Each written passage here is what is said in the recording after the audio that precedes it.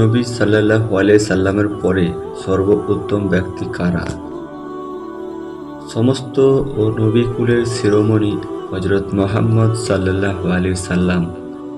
এরপর সর্বোত্তম হলেন খেলাফায়ে রাশেদিনগণ তথা হযরত আবু বকর সিদ্দিক রাদিয়াল্লাহু তাআলা আনহু, হযরত ওমর ফারুক রাদিয়াল্লাহু তাআলা আনহু, হযরত উসমান জ্ঞানী রাদিয়াল্লাহু তাআলা আনহু, হযরত আলী রাদিয়াল্লাহু তাআলা আনহু। নবীদের পরে সর্বশ্রেষ্ঠ মানব খেলাফায়ে রাশেদিন। এ বিষয়ে সামান্যতম সন্দেহ নেই এবং কারো মধ্যে মতনৈকট্যও নেই। তবে মাদ্রাসা দিক দিয়ে মতভেদ বিদ্যমান।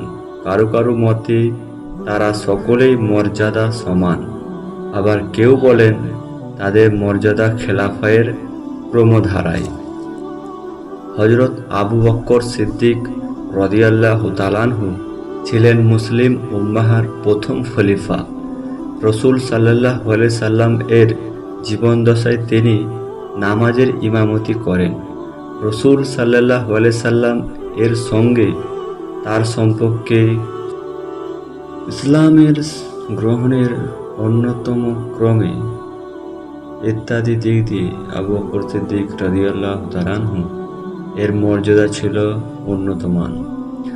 হযরত ওমর রাদিয়াল্লাহু তাআলা আনহু ছিলেন মুসলিম জাহানের দ্বিতীয় খলিফা। তার দ্বারা তার মর্যাদার দিকের কথা বলতে গেলে এ কথা বলা অনিবার্য হয়ে পড়ে। তিনি হক ও বাতিলের মধ্যে আপোষহীন পার্থক্যকারী ছিলেন, বিধেয় তিনি উপাধি ভীষৎ হন। তার রায়ের অনুকূলে আল্লাহর ফায়সালা নাজিল হয়েছিল। রাসূল সাল্লাল্লাহু আলাইহি সাল্লাম তার সম্পর্কে বলেছেন, আমার পরে যদি কোনো নবী হতো তাহলে হযরত ওমর হতো।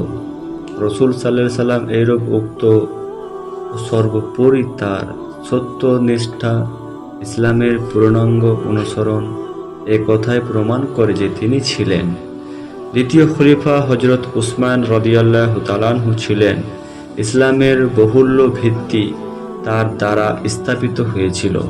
তিনি ছিলেন জেহাদে ইসলামের পূর্ণাঙ্গ বিধানগুলির সাথে সাথে শাখা বিধানের উপর আমলের ছিলেন চেতনাশীল।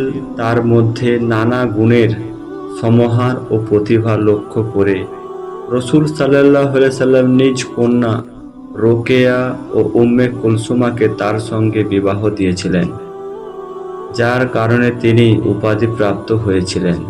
চতুর্থ খলিফা আলী রাদিয়াল্লাহু তাআলা আনহু ছিলেন এর মধ্যে অন্যতম। তার সত্যায়নকারী এক নিষ্ঠিতা ও রাসূল সাল্লাল্লাহু আলাইহি সাল্লামকে প্রতিটি কাজে অনুসরণ, ইসলামী বিধি বিধানের পূর্ণাঙ্গভাবে পালন, নবীদের পরে মানব জীবন স্বয়ং শিকারের আরোহীন করার রাসূল সাল্লাল্লাহু আলাইহি সাল্লাম তাকে জ্ঞানের নাগরিক ও মুসলিমদের মধ্যে সর্বশ্রেষ্ঠ বিচারক বলেছিলেন। অমুসলিমদের বিরুদ্ধে বীরত্বের জন্যই তিনি উপাধি ভীষৎ হন।